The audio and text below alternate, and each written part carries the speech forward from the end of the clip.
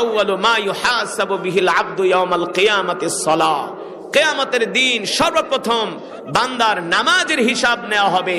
যার নামাজের হিসাব সঠিক, যার নামাজের হিসাব ঠিক হয়ে যাবে, বাকি হিসাবও আল্লাহ সহজ করে দিবেন।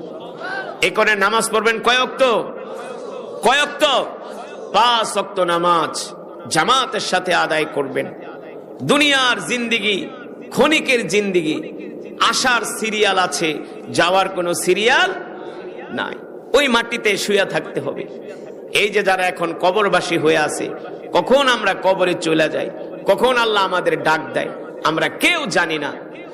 দুনিয়ার সব বিষয়ে আমরা প্রস্তুতি নেই, যেই বিষয়গুলো যে কোনো সময় শেষ হয়ে যেতে পারে, কিন্তু কবর হলো আমাদের আসল জায়গা, ঠিক কিনা বলেন? এই কবরে আমাদের যেতেই হবে, কিন্তু কবরের প্রস্তুতি আমাদের নাই। আছে? কবরের প্রস্তুতি নাই, কিন্তু আমরা ঠিকই দুনিয়ার প্রস্তুতি নেই। দুনিয়া নিয়ে আমরা প্ল্যান করি, দুনিয়া নিয়ে আমরা প্রোগ্রাম করি, দুনিয়া নিয়ে আমরা আমাদের জীবনটাকে সাজাই, এইভাবে আমি আমার জীবন চালাবো, পরিবার চালাবো। কিন্তু কবরে যে আপনাকে আমাকে থাকতে হবে, কবরে যদি ধরা খায়া যায় শেষ। যার কবর সহজ তার জন্য জান্নাত সহজ। একটা মুমিনের জন্য প্রথম ঘাঁটি হলো কবর। কবরের ঘাঁটি থেকে যে মুক্তি পেয়ে যাবে, তার জন্য আল্লাহ জান্নাতকে সহজ করে দিবেন, ঠিক কিনা বলেন?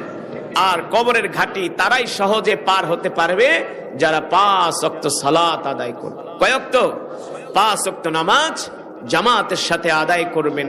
নিজে পড়বেন, সন্তানদেরকে পড়তে বলবেন, পরিবারের সদস্যদেরকে পড়তে বলবেন।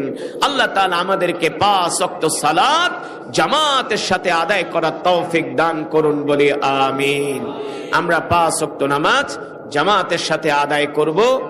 আর সামনে রমজান মাস আসতেছে, আমরা কোরআন পড়ার চেষ্টা করব। এই সমাজ থেকে, এই গ্রাম থেকে, সবাই তো আমাদের আত্মীয়, ঠিক না? এই কবরে তো একদিন আমাদেরকেও যেতে হবে, এই কবরে আমাদেরও যেতে হবে। একদিন আমরা কবরে শুয়ে থাকব, আমাদের জন্য মানুষ দোয়া করবে। আজকে যারা কবরে শুয়ে আছেন তারাও একদিন এই মাহফিলে ছিলেন না? ছিলেন। এই পৃথিবী ছেড়ে আমাদের চলে যেতে হবে, কেউ থাকতে পারবো না, কারো থাকার ক্ষমতা নাই।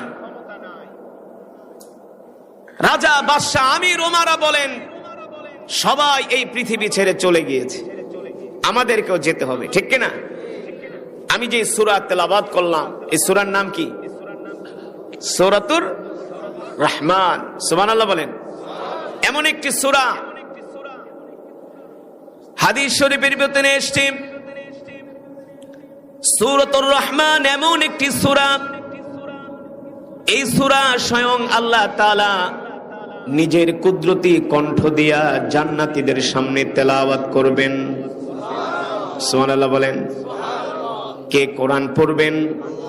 আল্লাহ তাআলা নিজে তার কুদরতি কণ্ঠ দিয়া সেই দিন জান্নাতীদের সামনে সূরাতুর রহমানের তেলাওয়াত করবেন। আমরা পড়ি আর রহমান, আল্লাহ রাব্বুল আলামিন সেই দিন জান্নাতীদের সামনে পড়বেন আনার রহমান। সুবহানাল্লাহ, আমি রহমান। আল্লাহ তাআলা সেই দিন জান্নাতীদের সামনে সূরাতুর রহমানের তেলাওয়াত করবে।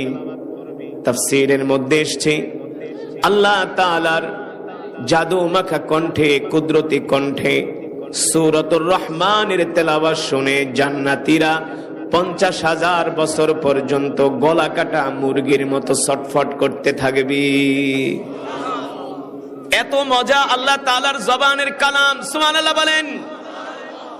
আল্লাহ তাআলা জান্নাতীদেরকে ডাকবে আর বলবে, জান্নাতীরা, দুনিয়াতে তোমরা যারা কোরআনকে ভালোবাসতা, সুবহানাল্লাহ বলেন, তোমরা যারা দুনিয়াতে কোরআনকে মহব্বত করতা, কোরআনের হাফেজদেরকে ভালোবাসতা, আলেমদেরকে ভালোবাসতা, আলেম ওলামাদের কণ্ঠে কোরআনের বয়ান শোনার জন্য দূর দূরান্ত থেকে শীতের মধ্যে কোরআনের মজমায় যেতা, শীতের সময় ঠান্ডা পানি দিয়ে ওযু করে কোরআনুল কারীমের তেলাওয়াত করতা,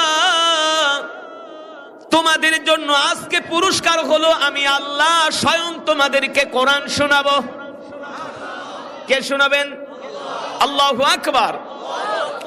আল্লাহ তাআলা স্বয়ং সেই দিন জান্নাতীদেরকে কোরআনের তেলাওয়াত শোনাবেন।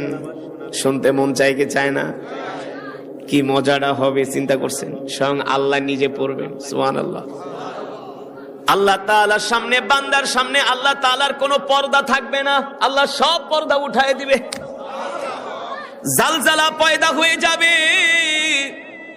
আল্লাহ তাআলা সেই দিন জান্নাতীদের সামনে কোরআন পড়বে, আর জান্নাতীরা সেই দিন কোরআন শুনে আত্মহারা হয়ে যাবে। আল্লাহু আকবার। মুসলমান, ওই জান্নাতের মধ্যে সেই দিন তারাই কোরআন শুনতে পারবে যারা দুনিয়াতে কোরআনকে ভালোবেসেছে। যারা আপনাদের মতো মুসলমান, যারা কোরআনকে ভালোবাসতো, তারা সেই দিন জান্নাতে আল্লাহ তাআলার কুদরতি জবানে কোরআন শুনতে পারবেন। যারা দুনিয়ার জমিনে কোরআনকে ভালোবাসতেন না, তারা সেই দিন জান্নাতেও কোরআন শুনতে পাবে না। ঠিক কিনা?